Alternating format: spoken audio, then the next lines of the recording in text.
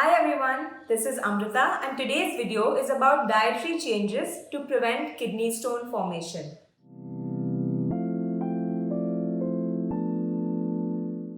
First, a big disclaimer right as I start. Dietary changes can't 100% prevent kidney stones from forming, but they can go a long way towards reducing your risk for developing kidney stones.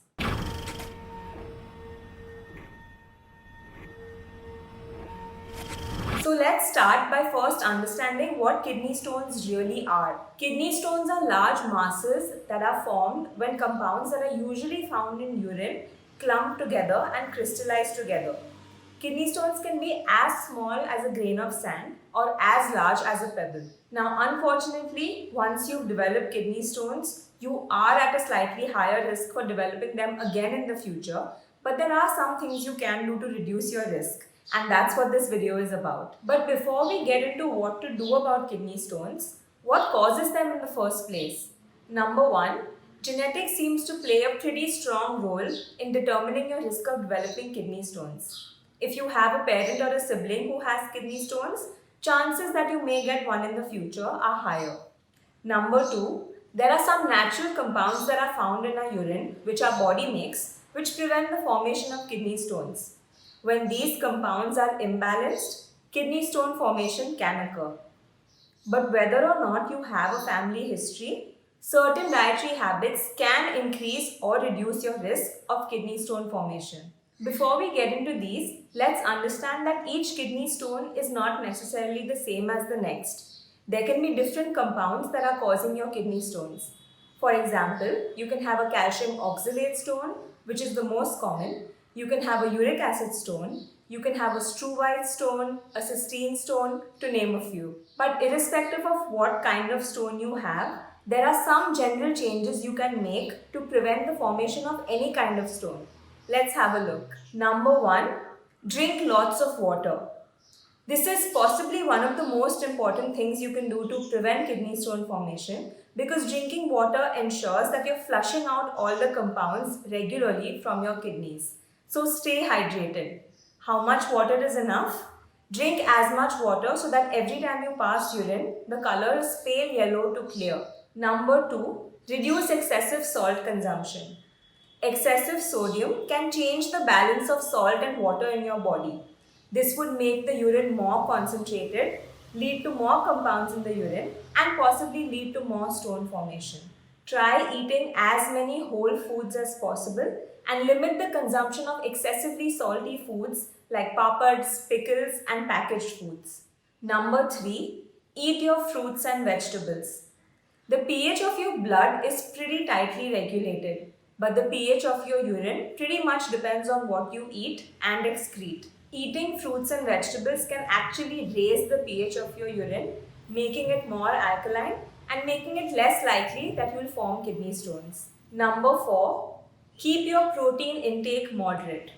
High protein diets can alter the pH of your urine, making it more acidic, which leads to an increased likelihood of formation of kidney stones. Try and opt for a mix of both plant and animal sources of protein. If you eat too much protein, this can also lead to an excessive excretion of calcium, which brings us to our next point. Number 5, adequate calcium consumption. Low calcium consumption can actually lead to the formation of stones. I know this may seem counterintuitive because we often hear calcium oxalate stones. But it's not the calcium that's causing the stone, it's actually the oxalate. The calcium in your food in fact binds to the oxalate, forcing it to leave your body instead of hanging around and forming stones. So you want enough calcium or adequate calcium, but not too much. In fact, too much calcium, like from a calcium supplement, can actually increase your risk of stone formation. And the reason for this is actually pretty cool. When you eat too much calcium, there's less calcium absorption in your GI system. If there's less calcium absorption, that means calcium doesn't bind as much to oxalates, which means there are more oxalates available for your body to form stones. So try as much as possible to get your calcium from food and not supplements. Some great sources of calcium from your food are dairy, green leafy vegetables and seeds. Now these were some general guidelines for any and all stones. Let's now look at two specific stones which also have nutrient-specific guidelines. As I mentioned before, the most common kind of stone is the calcium oxalate stone. And for this, you want to avoid foods that are high in oxalates. Now, some foods that are high in oxalates are foods like spinach, bhindi, tea, chocolate, peanuts, tofu, etc. Now, most of these foods are really great for our health, which is why it is only recommended that you limit but not completely avoid these foods. In fact, you can combine them with foods rich in calcium so that the calcium will bind to most of the oxalates in this food. You can also work with a dietitian like myself to figure how and how much of these foods to include in your diet. Now for the second type, uric acid stones. Uric acid stones, which are the second most common kind of stones, are caused due to foods that are rich in purines because these increase the uric acid content in our body. Purines are a kind of amino acid, which is why these are found in foods that contain protein. When you're talking about foods that contain protein, you're mainly here talking about animal sources of protein like red meat, shellfish, etc. Again, you only want to limit your consumption of these, not completely restrict it. You can also focus on getting your protein from vegetarian sources such as beans, pulses, legumes, nuts, seeds, tofu, etc. Do note, alcohol can also increase uric acid production and it also causes dehydration. So you get a double whammy with alcohol and you want to make sure you are limiting your consumption of this. How much should you be consuming? Check this video to find out.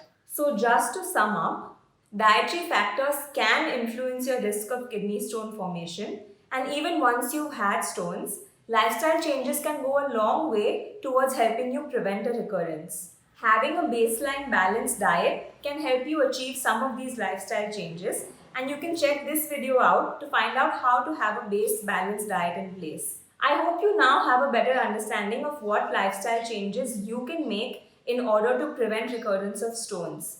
I'm curious, what other strategies have you tried to get rid of your stones? Leave in the comments below. That's all for today. I hope you enjoyed this video and found it helpful. If you did, please remember to like, share and subscribe to my channel and share this video with others who will also find it helpful. If you have any questions or concerns, leave them in the comments, reach out to me on Instagram or simply shoot me an email. I hope to hear from you very soon. Until then, take care and keep shining.